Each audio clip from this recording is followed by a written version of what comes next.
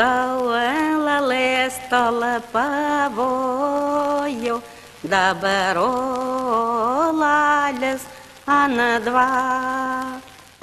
Marija in 1988. I had started a school for women healers in Oakland, the Mother Peace School, and I met her. I, of course, adored her already because of her work, and I learned that she had cancer. And so the minute we met, I invited her to come and lie down and receive healing from my students, and she was really excited to do that. So we met, you know, over her illness. And over the years that I knew her, she was mostly well. I mean, we mostly didn't deal on that level, but 3 different times, we did healing circles for her. She came to my school, and my students were so thrilled because she was like the great mother to us. And she laid down, and we sang songs over her and put our hands on her, and it was beautiful. And she was so beautiful in response. She sat up at the end of our first little healing, and she said, "Now I can die because now I have seen the goddess." And then her illness was so serious, and she was so open to all kinds of interventions, both from the medical and from natural healers, that putting them together was like an incredible integration.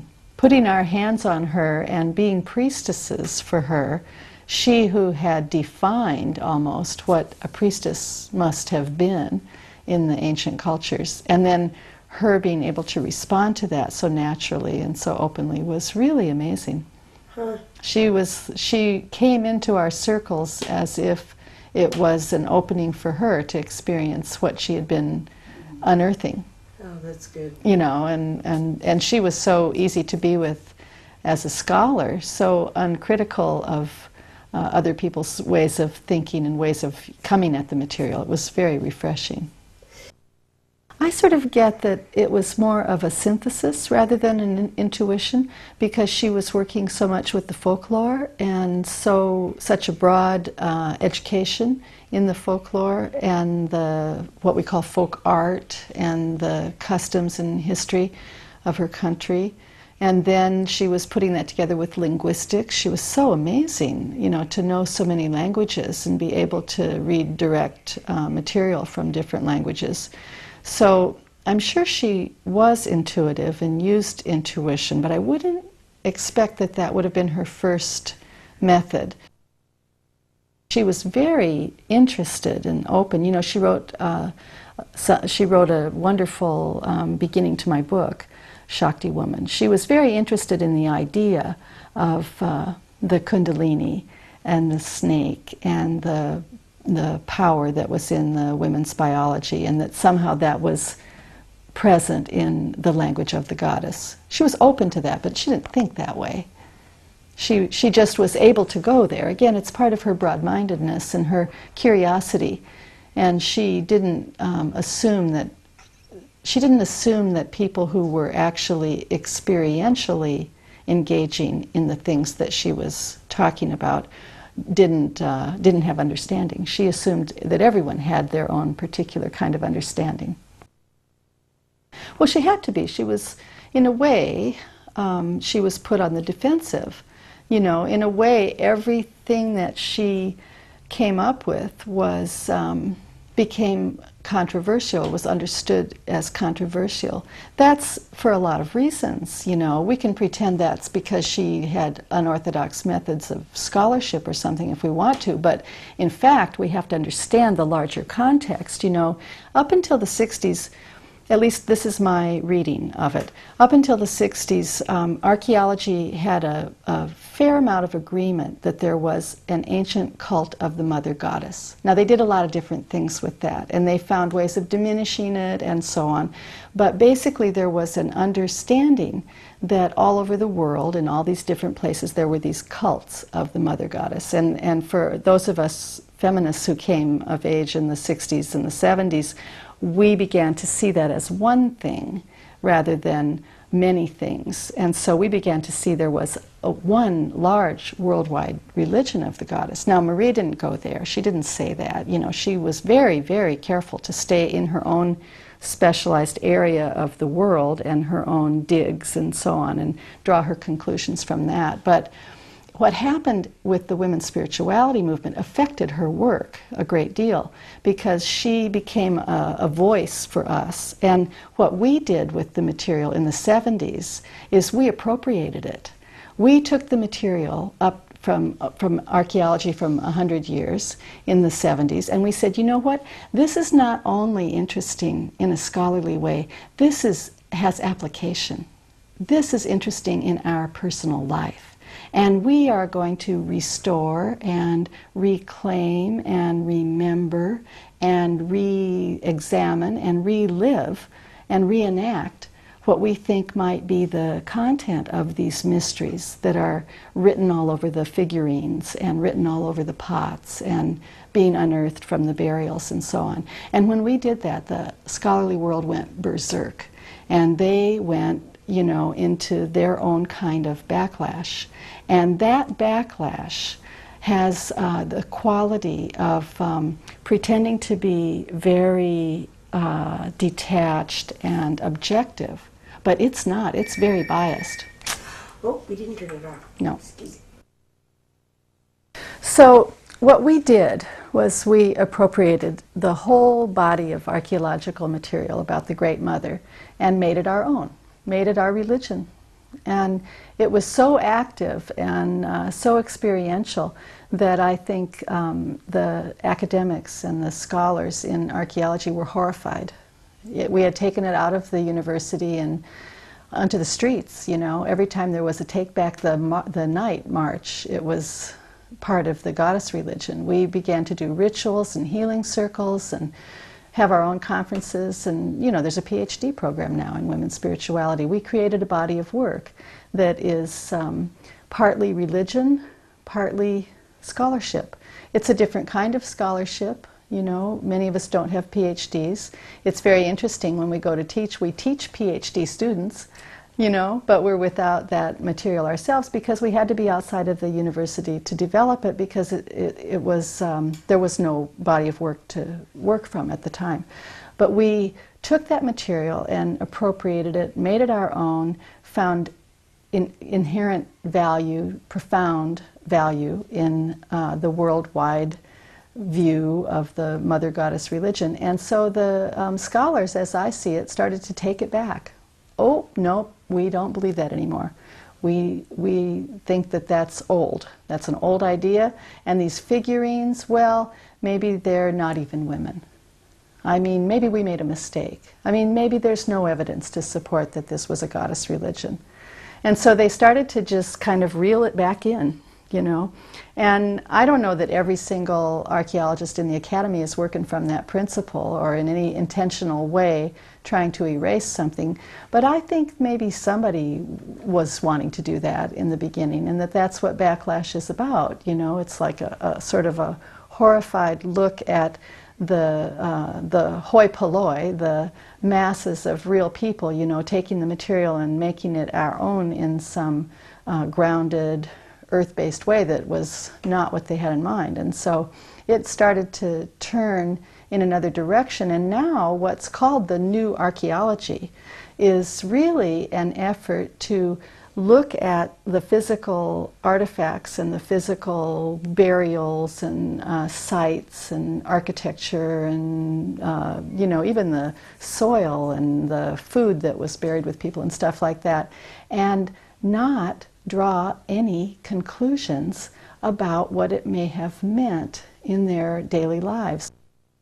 What I think about archaeology as a discipline is that it's fabulous, because they are constantly unearthing more material that deeply, profoundly, visually supports what we believe, and actually supports the women's spirituality movement in its experiential aspect. For instance, there are these figures that they dug up from an island in Greece called Kea, and the figures are from the Bronze Age. It's the largest temple ever discovered from the Bronze Age. Did you know that? Right. The ancient island was called Chios. Well, what did they find in the largest Bronze Age temple ever discovered from the Aegean? 55 life-size terracotta figures. Life-size, like you and me. Terracotta female figures in Minoan-style clothing, made to dance. They were arranged, you know, in a ritual way on a platform. I mean, it's so important, it should have been worldwide headlines. They dug them up in the 60s. They're stored in a museum on the island. You know, I can't even get permission to use the photographs in my Yoga Journal article because, you know, they don't believe that it's a scholarly connection. It's incredible, the amount of specialization that then removes itself from being able to see the overview, you know? And there's an overview. I mean, in the Aegean, for example, just as one place example, in the Aegean, there are so many murals on two islands, in Crete and the island of Santorini. If you just took the murals that have been discovered from those two islands and you simply examined them for content about the religion, because they're all images of rituals and sacred rites, and they're all women, and they're all sacred women, and they have, you know, similar hairdos and hairstyles and jewelry and clothing, and they look just like the figurines, and they look just like the other murals if you go farther back and compare to Çatalhöyük, for example. If you take an overview and it's interdisciplinary and you bring to it just your common sense about what you're looking at and how it looks like the material somewhere else, and sometimes it looks exactly like the material from somewhere else because actually there were migrations. That's doctrinally not allowed in archaeology. So, you know, there's this doctrine that says nobody ever went anywhere and made any contact. And then there's the real material that you are looking at with your own eyes and that you can see is related.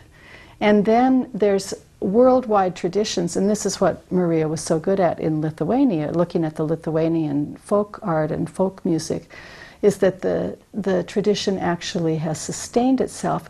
It's very interesting what happened with women in the Bronze Age and in the time when the patriarchal overlay really happened. Women's religion went on just the way it always had. Nobody seemed to really notice, or maybe they couldn't kill it, I don't know. But you can see in the archaeological record, even down to the Amazons that they're digging up now in southern Russia, there are priestesses and they have cultic equipment, and one of their things is a mirror. Women are always buried with mirrors, or they might have a portable altar. The same portable altar you can see in an Amazon grave from the 5th century BC, very similar to the portable altars found in the caves on Crete from the Bronze Age much earlier, and so on. These things are, you know, they're obvious, really. It's not, you don't have to be so schooled to see them. They're clear, and then if you do the research, the connections can easily be made. All of this is not allowed. This material can't get published right now.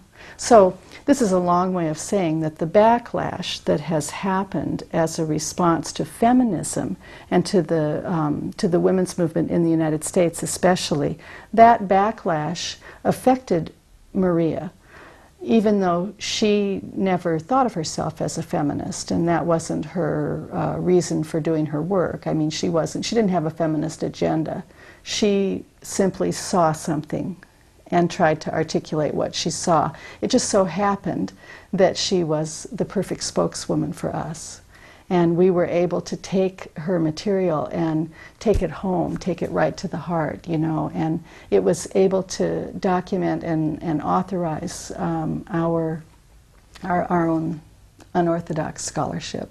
So she kind of got associated with that, and I think that probably didn't help her in her career, but it helped her very much in her personal life because we understood what she was doing and she understood what we were doing. It was a fine collaboration. But since her death, there's, I think, maybe, I don't know if it's a concerted, conscious effort to erase her, or whether it's just a product of the new archaeology and the new, more detached ways of doing the research, but it's as if there is an effort to erase her memory. And the way that I see that being done is she's not even mentioned in bibliographies. It's a very subtle way, kind of insidious, of getting rid of her. For example, the best example I've come across is a book on the Bronze Age that Leslie Fitton wrote, J. Leslie Fitton. Pretty important book on the Bronze Age, purporting to not only tell the history of the Bronze Age, but the history of the archaeologists who uncovered the Bronze Age. Well, Marija wrote 28 books on Bronze Age archaeology. She's not in the book and she's not in the bibliography. It's very emotional. It's somewhat related to the fact that if you really look at archaeology and begin to make any interpretations at all of what you're seeing from the Bronze Age religion, for instance, the temples and so on, and the murals and so on, then you would have to see women at the center. It's unequivocal. And so that's very problematic, isn't it, if you are in an anti-feminist moment in history. So then what you do with that apparently is you clean up the discipline and create a new methodology that leaves out what you're looking at, so that you don't have to actually admit that before God was invented, there was the goddess. And before men were at the center of the religious rites all over the world, women were at the center of those rites. And they are depicted in every media. Every form of expression depicts women at the center in the early cultures. And in the cultures of old Europe that were Marija's specialty, that's totally obvious. And so I think maybe 7 years, something like that, passed between the first time that I worked with her and the last time that I saw her, which was on her deathbed. And the change in her was that she had finished her work. It's not like she was afraid to die. She knew she was going home to the Mother. She went home to the Mother on one of the great goddess holidays, you know, on Candlemas. I mean, she was completely prepared and able to do that, partly because of the way that she saw the wholeness, and she saw the revolving door quality of it all, that it's all the goddess, and there's life and death within that. Well, I'm not sure I knew so much about her personal life other than the way that she related to me, you know, and a few women friends. She just was so able to be with different kinds of people that I found that quite remarkable. She was so open, she was so smart, she was so brilliant, and then she was able to converse with anyone, anywhere about anything in her own scientific field. But then she was also so, you know, she would always, everyone says this about her, I'm sure everyone's told you, that she always would make soup or make pie, or, you know, when we would come to her house, she would serve us something like a Hausfrau. And at the same time be very open to what we were all thinking about. She liked to hear the music that was coming out of the women's spirituality movement. She liked to be part of the rituals. She liked to participate. She liked to open herself and be available, you know, to actually experience the things that were so meaningful to all of us and became meaningful to her. You know, I feel her all the time. I mean, I feel her present in my own work and the way that I feel driven to uncover certain aspects of the ancient world and of women's role in the ancient world. I feel her almost as if she's still my mentor. And she comes to me in dreams, and I get a lot of pleasure out of that and feel kind of guided. And I actually burn a little incense to her picture in the mornings. I bring offerings to her as I would to an ancestor in an ancestral tradition.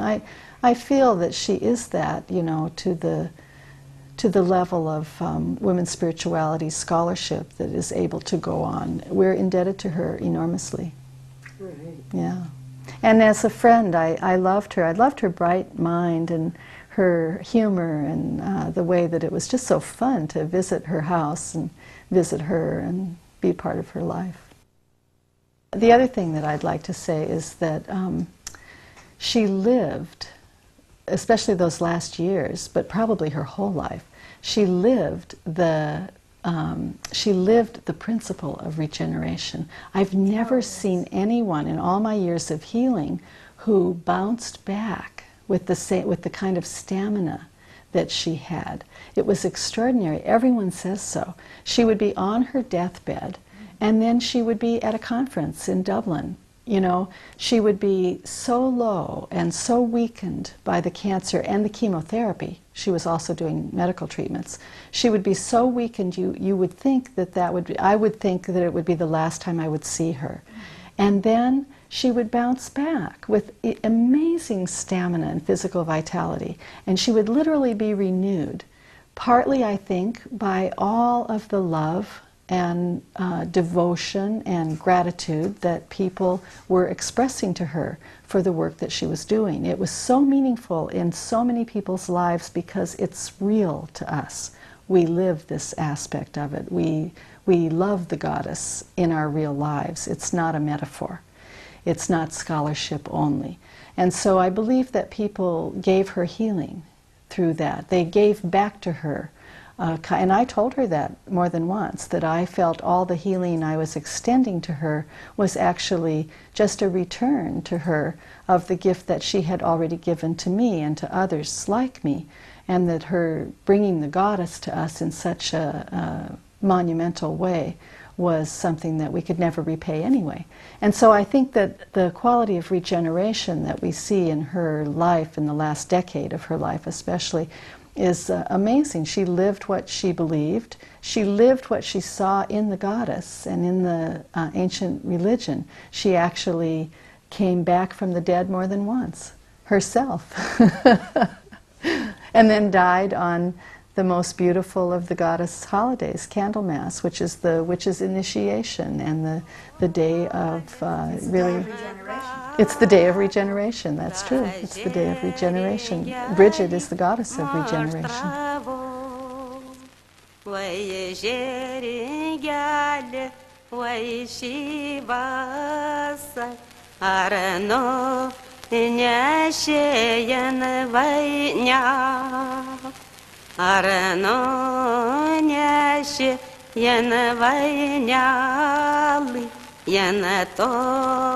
Racyku ziemia,